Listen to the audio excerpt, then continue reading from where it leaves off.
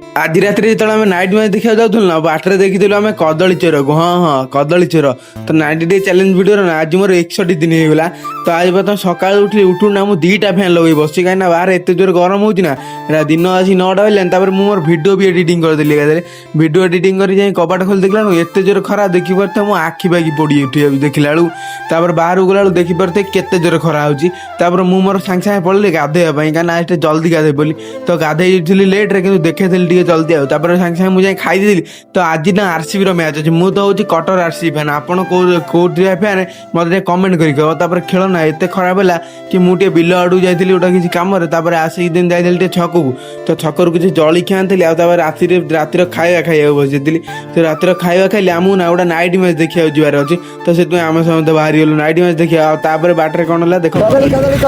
କଦଳୀ ଚୋରକୁ ଦେଖି ପାରୁଛନ୍ତି ବର୍ତ୍ତମାନ କଦଳୀ ଚୋରି କରି ନେଇଛନ୍ତି ବାରି। କଦଳୀ ଚୋର ନୁହଁ ମୁଁ, ସିଏ କାହା ବାରିରେ କିଣିକି ଆଣିଥିଲା ସେ ଜିନିଷଟା। ତାପରେ ଆମେ ଯାଇ ଗଲୁ ସେଠି ଗାଡ଼ି ଥୋଇଥିଲୁ। ଆଉ ତାପରେ କିଛି ସମୟ ନାଇଟ୍ ମ୍ୟାଚ୍ ଦେଖିଲୁ। ନାଇଟ୍ ମ୍ୟାଚ୍ ବହୁତ ଭଲ ହେଉଥିଲା, ଇଚ୍ଛା ହେଉନଥିଲା ଆସିବାକୁ, କିନ୍ତୁ ରାତି ଟିକେ ଅଧିକା ହେଇଯିବାରୁ ଆମେ ପଳେଇ ଆସିଲୁ। ଭିଡ଼ିଓଟି ଯଦି ଭଲ ଲାଗିଥାଉ ନା ଫଲୋ ସବସ୍କ୍ରାଇବ୍ କରିକି ଯିବ।